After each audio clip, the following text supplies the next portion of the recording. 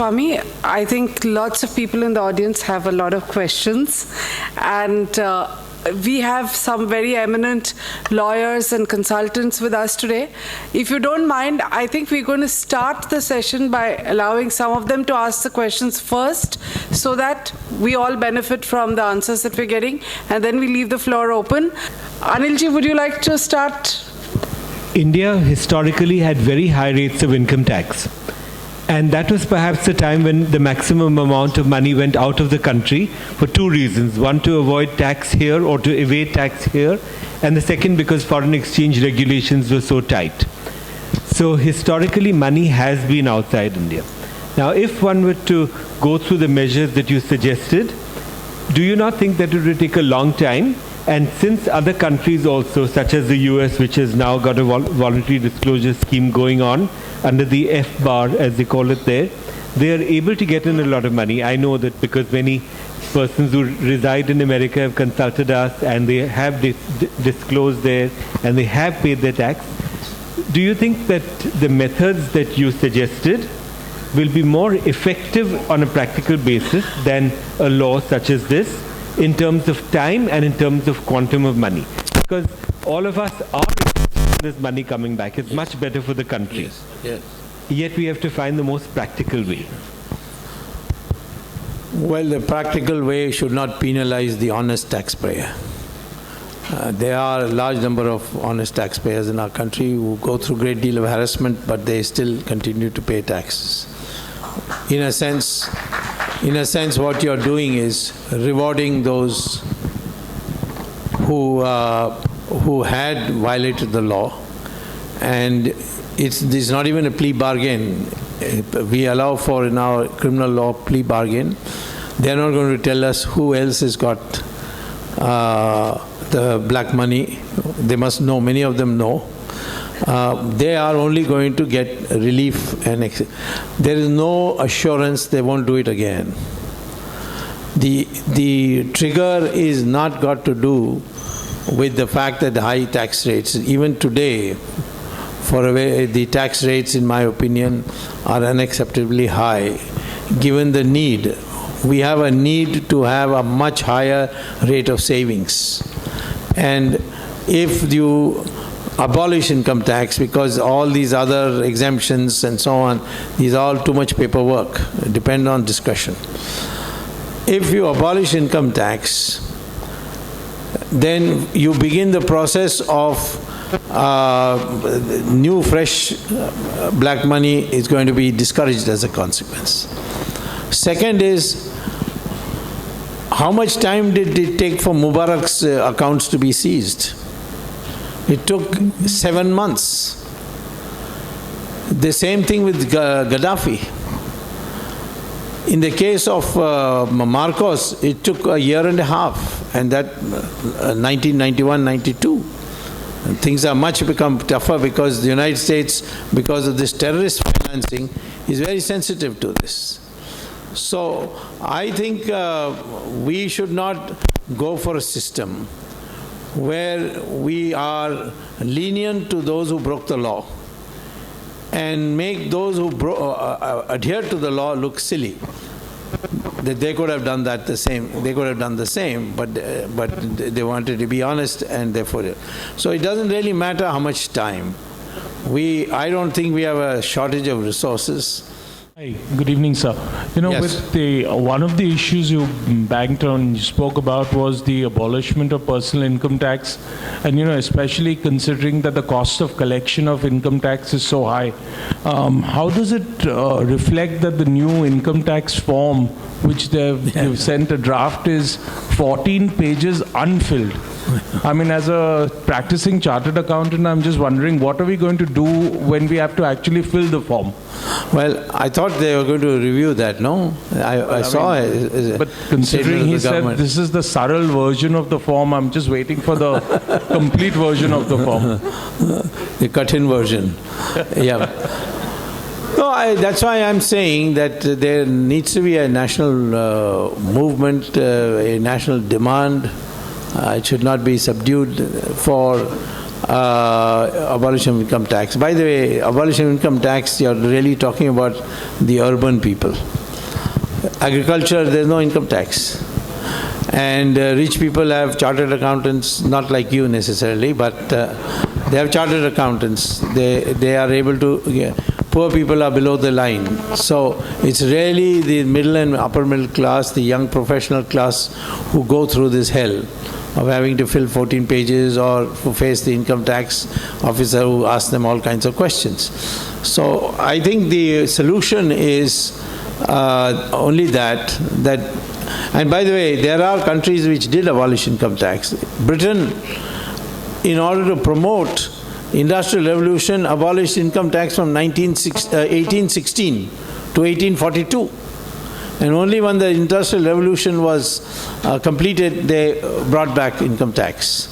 So I think it has a great salutary effect to raise this rate of savings, and that should be the focus, and not simpler forms, or should not be even asked to fill a form. That should be the situation. Okay, we have another eminent chartered accountant, Mr. Amit Patel. Yes. Dr. Swamy, in the bill there is a provision that anything submitted in the declaration will not be held to be evidence under certain laws. In that list of laws, the PMLA is not there. Yes. So, do you think there is any reason why that has not been included, and what could be the implication of that? Implication is that you will be subject to attachment by and under the PMLA. If you're, no, it says that the PMLA will not be applicable. That's what you're saying. No, I don't think that. It's the other way around.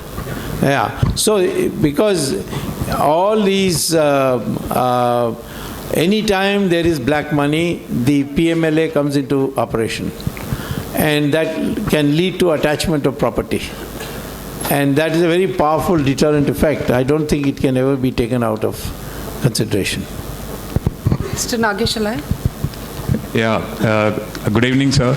I have a question. Given the incestuous relationships between all political parties, will there ever be any tangible action against instead of fire and brimstone? And is there a pill possible against the government?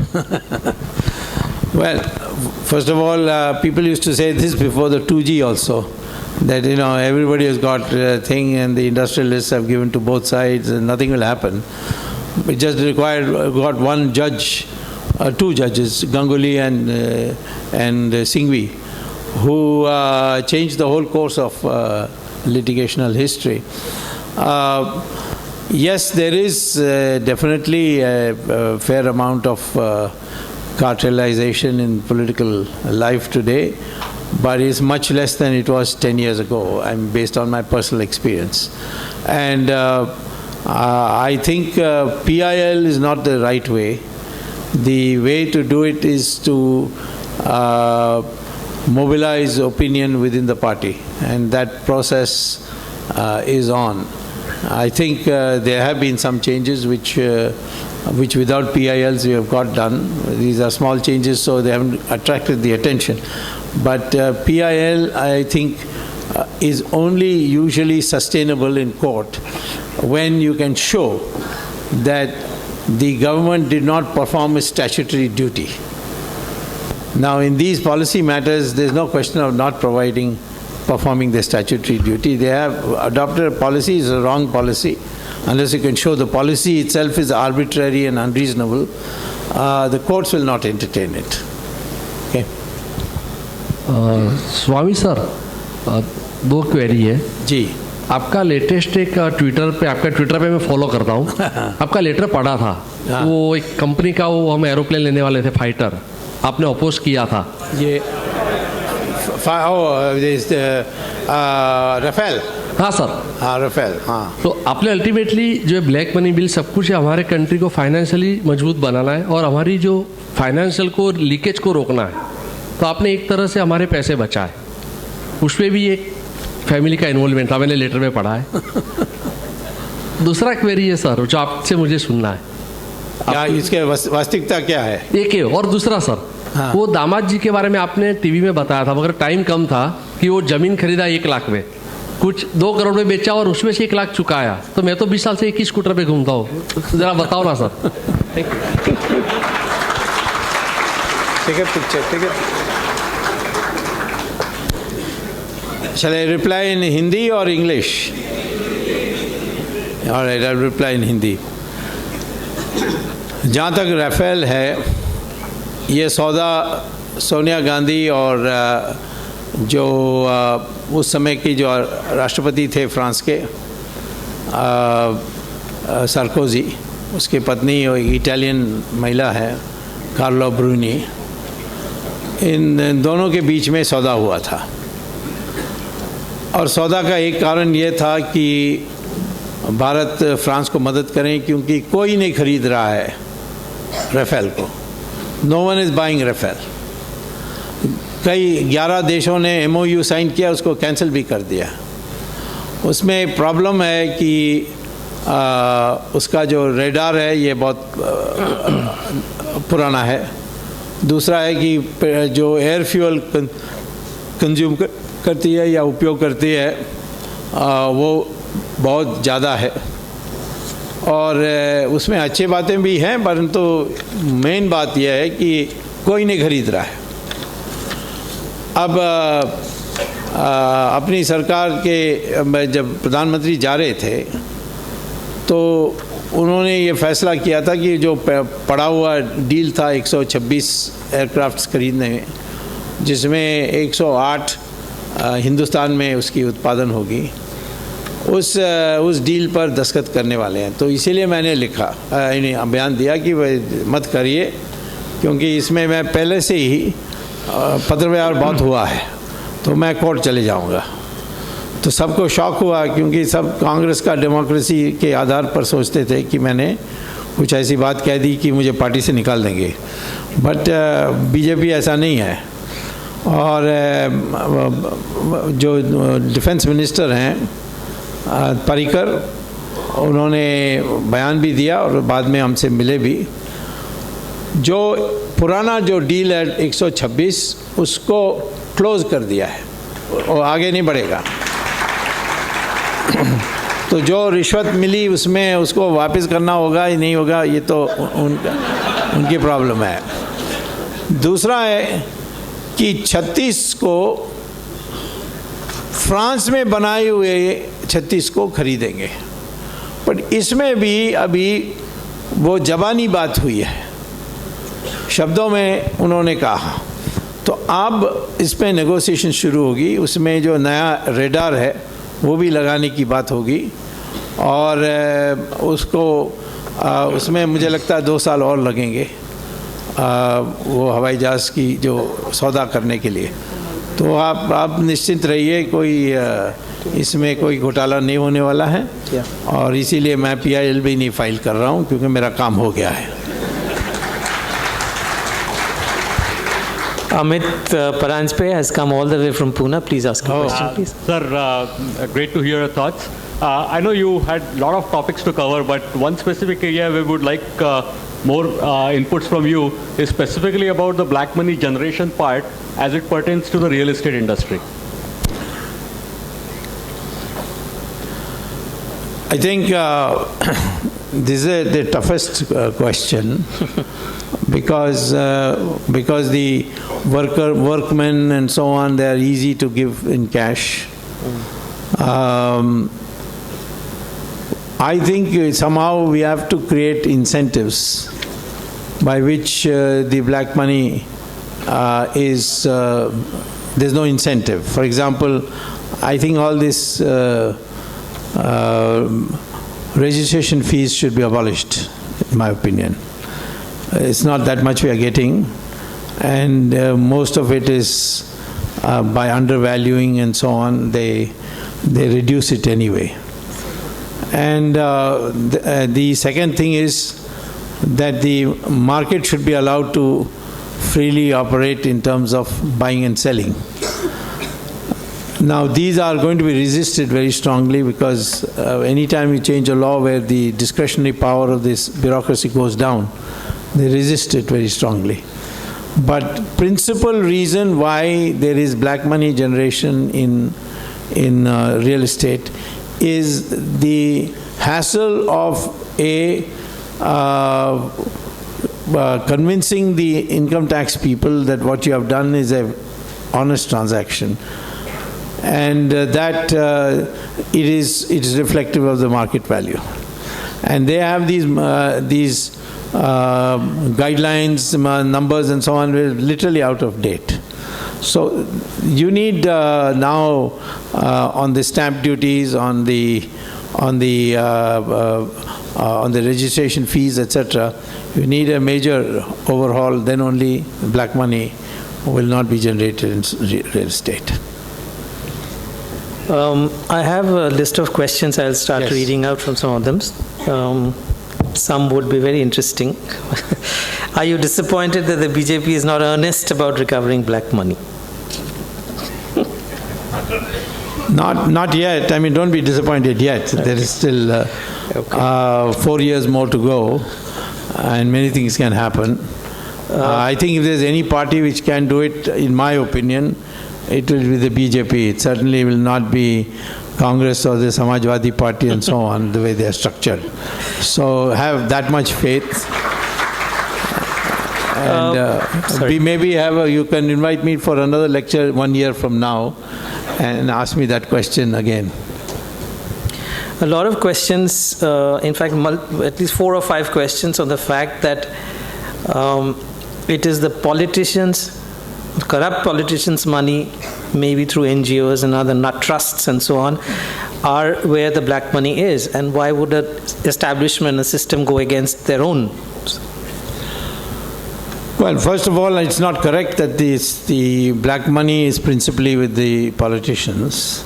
Certainly politicians have a very big share, and some of these amounts are mind-boggling. But I will say that anyone engaged in any commercial transaction is either forced to generate black money. Certainly when politicians want to fight elections, the businessmen don't want to give in check because they will be harassed by a future government. So they openly say to us that we prefer giving you in cash. We don't want any trail left. So these are so many things to be corrected, and I personally think that instead of thinking of doing everything at the same time, let's start by generating some enthusiasm. That's why I picked on this income tax abolition. I found wherever I've gone, people seem to like it very much. That if there's no fuss and bother for income tax officers, no tension of when they are going to raid your house, they are very extremely happy. And even if, for example, you were to say that income tax is abolished, but please make a donation to run the government, people will donate, in my opinion. So let's start step by step. And ultimately, as you say, politicians, it's all character. And character is very important, and character becomes, when your whole philosophy becomes materialistic, one-dimensional materialistic, then this is inevitable that money will become the factor, and therefore how fast you can make that money becomes a factor. So these are all layers that are there. And I don't think there is any one step by which black money will go and corruption will end. I think this is a process which we have to start. And please don't have this attitude that corruption is inevitable, all are the same, there's no difference. I have myself from inside can tell you there's a lot of difference between people. Even in today, if you were to ask me how many people in Parliament, members of Parliament are honest, I would say 75% are honest. But when they fight election, nobody gives them money. So they have to depend on the party leader who gives them the money. And therefore he has to keep quiet if the party leader is doing it by collecting money through corrupt means. So I think we also as a public will have to start thinking that we encourage people to fight elections, get elected by participation. by helping the person, by helping him campaign and so on. That kind of a new, this aversion to politics, it's dirty, it's not meant for us, decent people, that has to go. It is your responsibility to see that honest people can be able to stand on their own feet. That will be a great contribution for eliminating the power of corrupt politicians. Before I go on to the next question, there is a feedback form which is given in the envelope. Please do fill it up and present it to the volunteers who are ready to take it from you. Thank you. I don't know whether you would answer this. One gets the feeling that the current finance minister is not doing enough and following Congressy methods only. What are your thoughts on this? When are we going to see you as the FM? Well, he's a brilliant lawyer, and I can't say that he doesn't work hard. He works very hard. But there are, his approaches are different. I demanded that the Reserve Bank governor should be sacked because he raised interest rates to such a point that cost of capital has become so high that manufacturing sector has been affected. But he wasn't of the view that he says this is not the way to do it. We must have a smooth transition. So he is in the finance minister, it is his prerogative. But whoever thinks that by raising interest rates you can bring down inflation is the same as a doctor who thinks that by killing the patient you can bring down the temperature of the patient, you see. The whole Indian economy has suffered greatly because of these. So essentially the problem is the kind of advice that reaches him, and I certainly will never say that he is doing with a malified intent or otherwise. I think within the scope of his own training, he is trying to do his best. Two questions regarding the media industry. A lot of people seem to think that media industry, there's a lot of black money floating around. Why no action taken against NDTV and P. Chidambaram on tax evasion by NDTV and money laundering? What is the step forward? I don't think, by the way, frankly, that on that NDTV, much as I would like to think so, but I think objectively that Mr. Chidambaram comes in a major way. We've got other cases, Aircel Maxis and Swan Etisalat, where we'll get him. But on this, NDTV, of course, in my opinion, is an open-shut case. But I have only 24 hours a day, so don't ask me. When I'm a little freer and looking for target practice, I'll go after NDTV. What about the hurried induction of Justice Arijit Pasayat as the head of SIT? He was close to Sonia regime. Why SIT is headed by a judge? Do judges know about criminal investigation and custodial interrogation which is needed?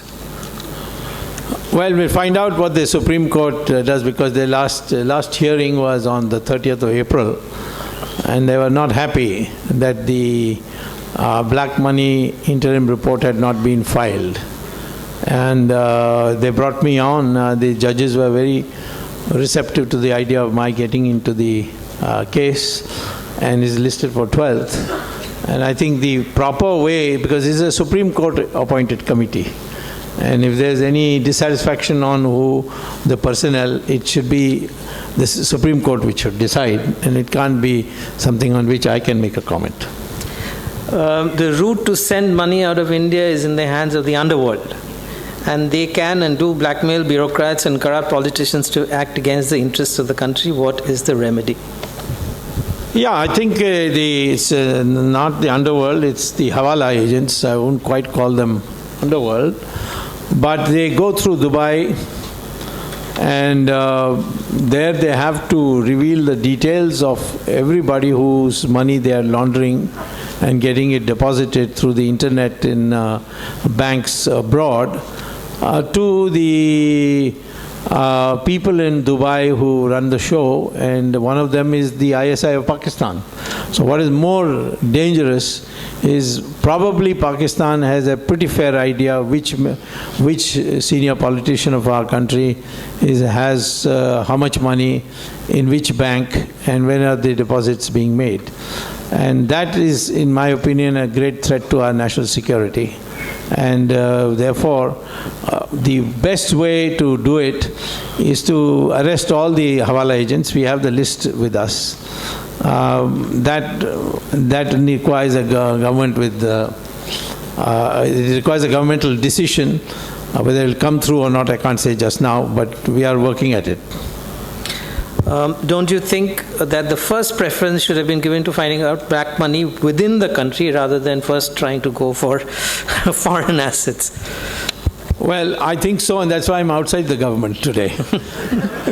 You see, the question is, this talk of black money makes a lot of people nervous, and it has to be calibrated, in my opinion, to put it in a polite way. It has to be calibrated, I think so. I think that the biggest cancer we have today in India is black money. And it not only affects our economy in terms of changing the investment priorities, particularly since the luxury goods sectors have a much higher rate of return for the investment, thanks to the fact that the black money can only be spent there, and therefore the rate of return goes up for these, and those which are essential commodities, their rate of return falls as a consequence, because the money gets pulled out from these sectors and goes to the luxury goods sector. But the economic effect of black money is tremendous and severe, and it requires indeed ultimately, I think somewhere the public will have to express its anger in some concrete form and say that either you do this or we are not going to vote for you or something like that. Then I think you might get some action. Recently, the government tried to go after the FIIs, tried to get them to pay a minimum alternate tax. But Singapore and Mauritius already covered with DTA, and they already account for almost 33% or more of FII inflows. Now, MAT is not applicable to these two countries, to money from these two countries. Are we going to go after the other FIIs, and was it a fair thing for the government to do? Well, I've just heard about this recently. I'm sorry, I'm not in a position to give you a considered answer. Okay. But certainly I think this is an issue which many people have raised with me, and I think we need an answer sometime in the future. What is the update on the Hassan Ali case? His name is missing from the top defaulters tax list. Hassan Ali is one of the questions asked by the Supreme Court, by the way, to the SIT. And that's also an open-shut case. And it won't affect any of our party people, but it will affect some of our friends in other parties. And I don't think this is going to go away. But he was, after all, just a front man. And the real issue is that he was fronting for whom. And it is part of the investigation under the SIT, and certainly it's not going to go away. You're very keen to get an early answer on it, but I'm sorry, I'm not in a position just now to tell you how early that will be done. Are there any grounds for PIL against the black money bill? The PIL is already there. It's now being heard on the 12th of May. And it's got some very eminent people as petitioners. And now I have also become given right to argue. So the PIL is already there. You don't need a new PIL.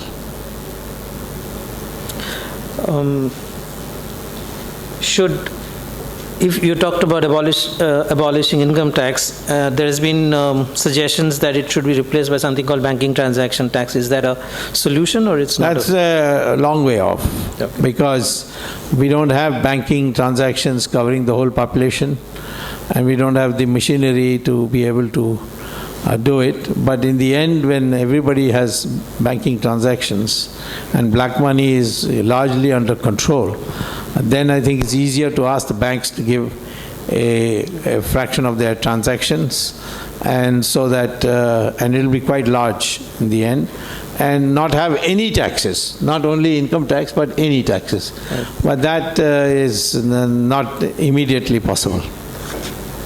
There is one from Nikita Bhatt, which is not a question, but it's a comment. I thought I should read it out. She says, "Thank you for smiling and laughing on TV. We love it when you put anchors in their place. We love you." The anchors don't love me, huh? That I can tell you. One anchor doesn't love you particularly. Yeah, that's true. Mr. Modi had promised 15 lakhs in for everybody's every bank account. Bank account. When is that money going to come? To your recollection, did he promise exactly that? That's exactly what I've been asking. I've searched. I have not found anywhere where he is openly in public forum promised 15 lakhs in every bank account. It's a lie that is being spread. That's my view. Well, I think probably if all the black money comes back and then you divide it by the population, it might be 15 lakhs. That's what he may have meant. I don't know. I don't recall him saying this, but next time I meet him, I'll tell him wherever I go. Because day before yesterday, when I was in Supreme Court, two lady lawyers confronted me and said, "When is the 15 lakhs going to come from? When it come?" So then I found out that they were members of the Congress party, so it was easy. I said, "You can get your share by asking Sonia Gandhi."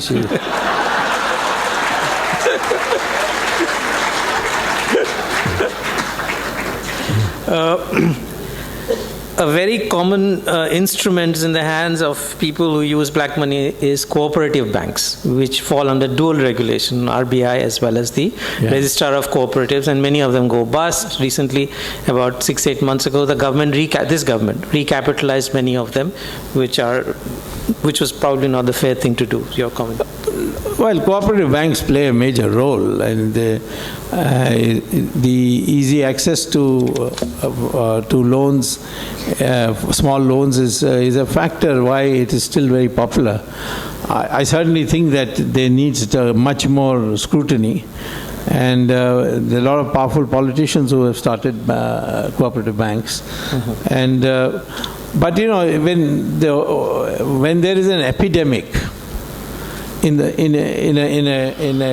a country, really go after the diseased cases. Then you have to go to the root of it. This whole mental attitude that corruption is okay, and that to be sort of soft on people who are corrupt, that has to change. If there is widespread cholera, it can't be done by treating each patient. It has to be, you have to go to the root cause of ponds and flies and so on, and strike at that place. So same way here, most of these things that you're giving separately, they're all part and symptoms of a major malaise, that we have not organized our economy on the basis of incentives. We have not organized our economy on decentralization. We have not allowed the market forces to work fully. And we have allowed political patronage to reach a point where people who don't deserve to be in important positions, they get made. I've found this kind of thing. The most extreme example I recently found was in the SpiceJet deal, where the 58% of the shares was given to a person who was essentially bankrupt, and the SEBI didn't do its duty. It should have insisted that these shares should be first offered to the remaining other shareholders as required under the cabinet, under the company law. They never did it. They said we are giving one-time exemption. There's no provision in the Act for SEBI to give a one-time exemption. So this disregard for the rules and the procedures, that is something that we have to get to. Only then we can deal with these individual cases. Dr. Swamy, three rather controversial questions.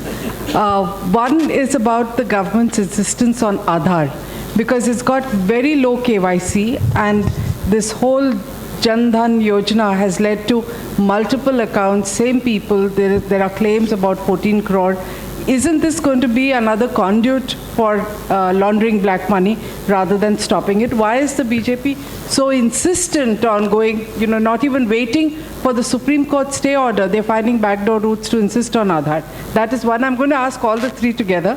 One is, what do you think about Ford Foundation and the action for, on how they use their funds? And the third is that black money is held by big religious institutions, and I'm not going to name one. The question has named one, but I think there are many. It says, why are you supporting some of them? One is Aadhaar, the other is Ford Foundation, and the third is religious institutions. Now you see, as far as Aadhaar is concerned, when the Lok Sabha elections were taking place, one of the candidates in Bangalore was my party candidate, Anant Kumar. And he gave me a panic call saying that Nilakani,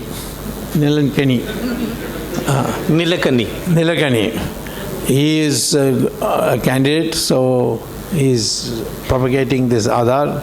Will you come and campaign for me and bring out all the technical details to demolish it? So on that basis I went after studying it, and I gave 2-3 speeches which went very well, and went against Nilakani also, and he lost the elections quite badly.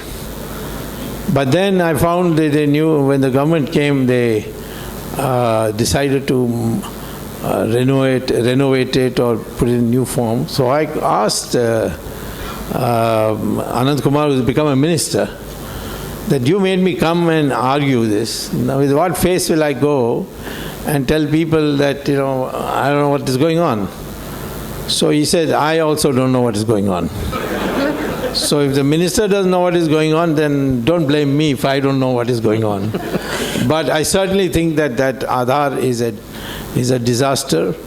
It is based on a basis where you already have to create a system based on existing information, like passports or voter roll and so on. And then the information software is being prepared by foreign companies. So I think it was very difficult for me to say yes to your lecture today, because I knew I'll have to walk a tightrope. But within the framework of telling you the truth, this is Aadhaar should be scrapped. And I'm sure that sooner or later, it's bound to happen. Thank you, Dr. Swamy, for such an honest answer. There are two more questions, of course, the Ford Foundation and the religious institution. Well, I don't know what the issues that Home Ministry has got from our Intelligence Bureau about Ford Foundation. There's no doubt that Ford Foundation has a long history of supporting academic activities. Many universities in the West have benefited by it, and they've been given an office since I think the 1950s in Lodi Estate, in a plush area of New Delhi. And whether there's been a subsequent change in the activities of this Ford Foundation, I don't know. But I saw the the statement of Ms. Lalita Ramdas, who I think is the Ford Foundation chief for Delhi, for India, who said that they are willing to sit with the government and abide by any restrictions and conditions which the government may impose. So at this moment, all that has been done is put them on a watch list.